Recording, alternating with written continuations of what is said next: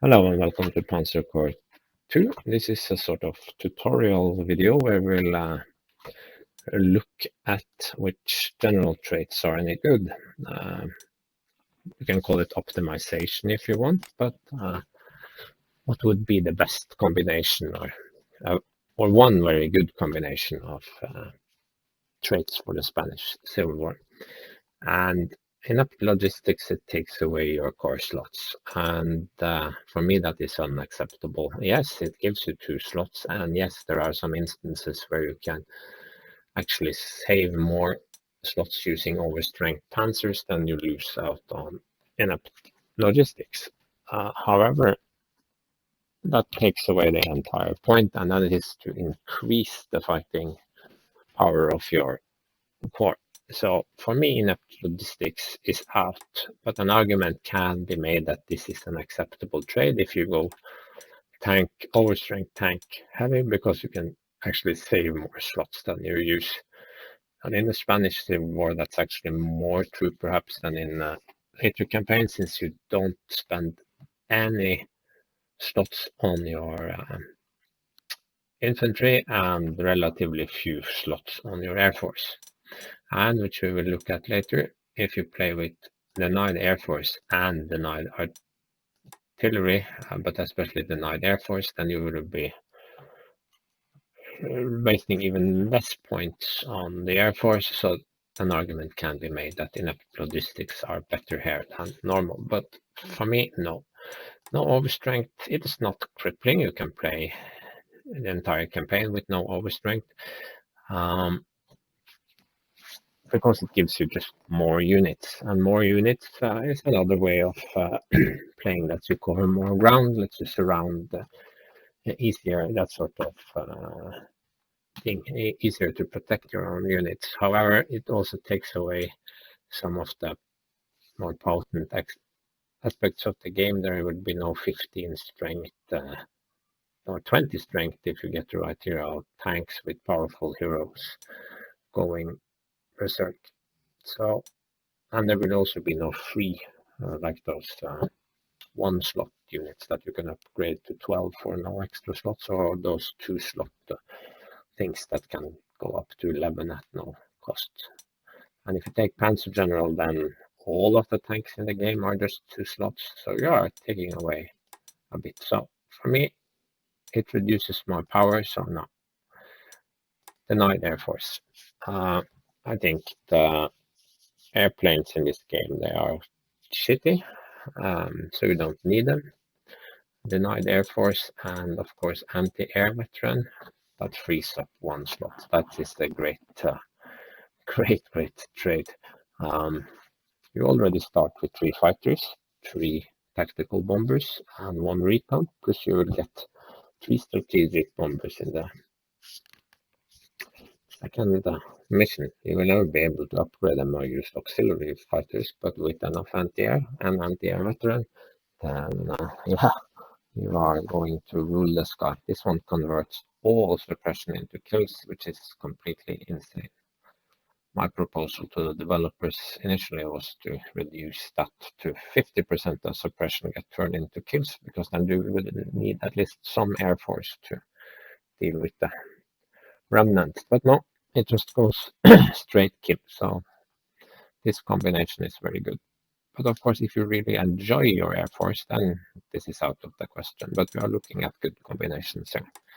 Denied artillery is a must, because quite frankly, your artillery stinks.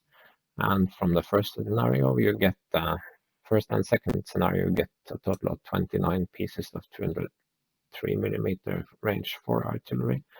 And then you can capture any amount of 122 and 152mm World War II era Soviet artillery. So there is no point not taking it. Just be aware that there is a small bug that I hope will be fixed soon, where you cannot deploy transportation to newly bought, captured artillery or any other type of unit. So you have to buy it without transportation, deploy it on a supply hex or close to supply hex, and then upgrade while in the game after turn 0.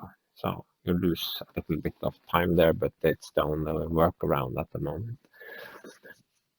Without an air force, you can upgrade, and without artillery, and because you are focused on capturing anyway, retrograde is a must. Then you will only start. The only unit you can purchase with this combination is that Panzer 1A.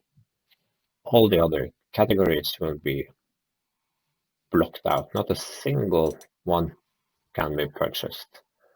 That's a fun start. Green Army, yeah, it gives you 3 slots, but do you need those 3 slots? You have to take into account that the experience gain is much slower than before, so using green replacements is gonna hammer your experience down close to 0 in no time at all. And this is the long game. This is a grand campaign. You will be playing how many DLCs? Very many. 100+ missions, maybe even more. And besides, part of the charm is growing the experience.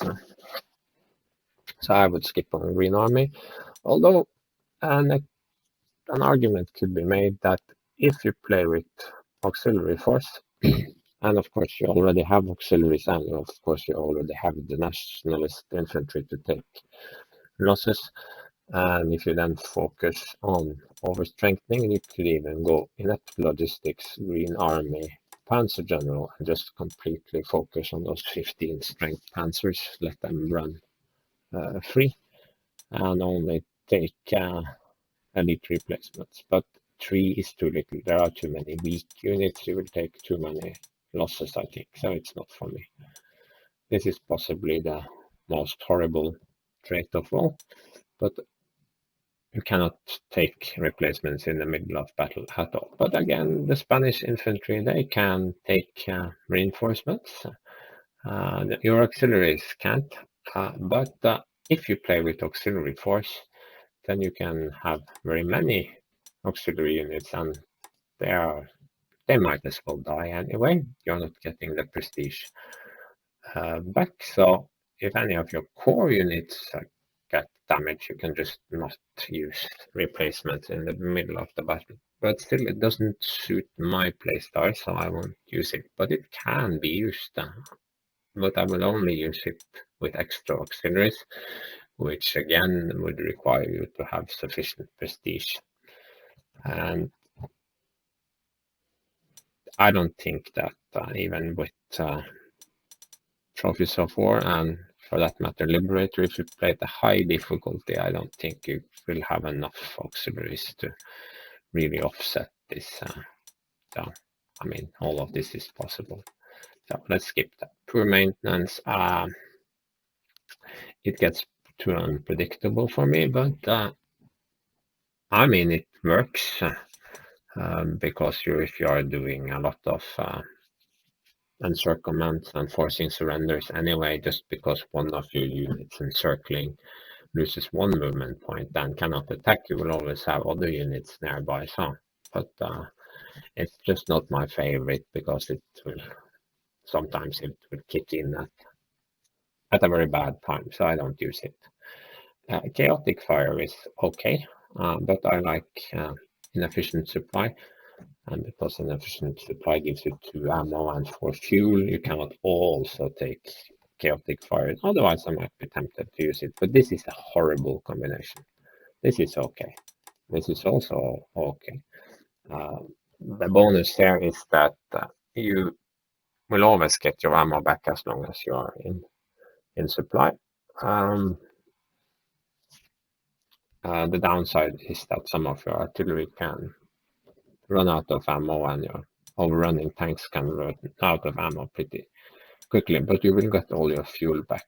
Here the main problem is that you have to sort of rest your overrun units a little bit to get them back up with ammunition, and your recon cars tend to run out after a while. Yeah, this is just stupid, but it can be made to work if you have enough auxiliaries and if you use flexible command, you just create an impenetrable wall of split auxiliaries that always protect you, so that you don't really have any flanks the enemy can get around. But it is too tedious, it's too bad luck. Only works if you have randomness at 50% or higher. It's a completely horrible trait for 1 point, because the average damage that you lose out on over the course of 100 scenarios is way too high to justify this cost. Trench slog is another doable trait that nets you 2 points. So many like to play with this, and especially if you have flexible command, you can do that little trick where you split your artillery and thus gain pretty much the same effect, because 2 artillery pieces that normally would have trenchment killer ×2 now has ×1 effectively, but there are 2 of them, so they do as much entrenchment damage. But it doesn't suit my playstyle so well. I don't like to split my artillery like that. It takes up space and reduces defensive fire sometimes. Slow modernization for 2 points, I think that's definitely fair here, because you spend more. It's definitely a good trade because you spend more time in the same time period, so it's not so crippling as it is in the core game. Fear of the unknown, flexible command, 1 or 2 recon planes. It will still be annoying, but you will get used to it. So this is my full selection if I want to sort of maximize my efficiency. Infantry general, it's not available. It's just available here because I'm in the beta. Panzer general turns all your tanks into 2 slots, so you can run T26 15 strength for 4 slots. The bathtub can be run 4 slots 15 strength. Lots of combination, 4 slots for that prototype super tank you get. Absolutely, definitely good. Industry connections, no. You'll, with this combination, you just end up getting some meaningless units, and they might also end up being Italian recon cars, Italian tanks that will only be available as auxiliary purchases, and you just don't need that. So just skip this. Liberator, you can take it, but it's not needed. You will capture so much, you will get enough prestige there. Deep recon, it is not super good, but it is not super bad. You will be splitting a lot, so it's a good choice. This one is the only one that really helps out on airplanes, but you are going to have a crap air force anyway. Other than that, extra initiative is always good, but it is a more of a trait that gives you an edge in the first few turns of storming forward, that can unhinge or unbalance the opponent. So if you have a slot extra, it is not so bad. Master of Blitzkrieg, it's the +1 movement point that's good here. There aren't really very many minor rivers, so that's almost a non-benefit. But getting your T26s up to speed 5 or having speed 7 BT5s, that sort of thing. And the prototype tank also gets speed 7, doesn't it? So that's pretty good. This is too much for just 2 slots. Experience growth is so slow anyway, and caps at 2.5 stars. So in my opinion, it's pretty pointless. Auxiliary force, extremely strong. So it's more of you already have some auxiliaries, but never enough slots to get what you want. So if you have any slots left and you like playing with auxiliaries, I don't, then you can take this one. Trophies is a given. It will be your primary prestige generator and will also make sure that you get enough parts so you can field the good equipment, the tanks and the artillery. Deadly Grasp has been deactivated for this DLC. Apparently it doesn't work at all if you have allied troops on the map. I haven't tested it myself, but it doesn't appear in the table. Flexible command is of course a given. Anti-air veteran is a given, and perimeter control is definitely a given. This you must always have. So basically here, killer team, you have more than enough slots, and heroes are strong and heroes are fun.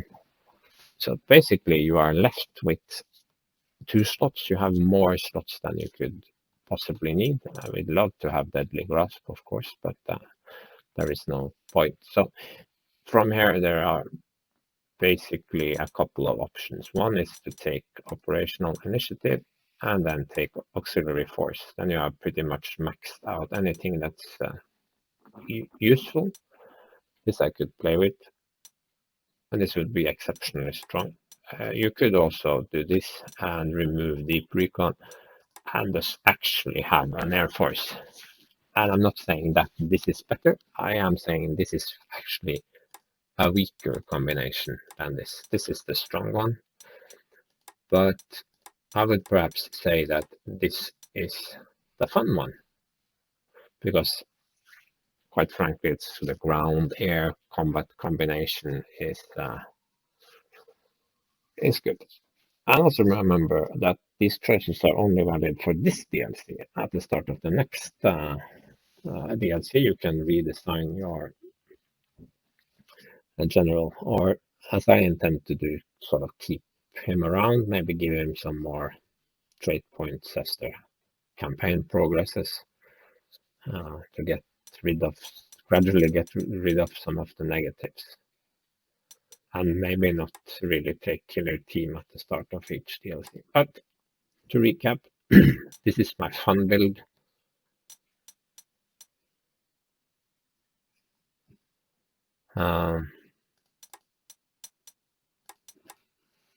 This would be my good build. If Deadly Grasp was available, I would do this instead. So this could be doable in another DLC. But of course, later in the campaign, later DLCs, then maybe denied air force, denied artillery. Some of these other things are not so so positive for you after all. Yeah. So that's really all I have to say about that. So this is really what I'm playing with now, or variations thereof. I think I made one build where I started with 4 trait points, and so I could also have deep recon and operational initiative. But you can also take away killer team if you don't want to cheese too much with the hero and do this. This is also an okay build. Maybe a little less cheesy, more about your skill as a player. Okay, thanks for watching.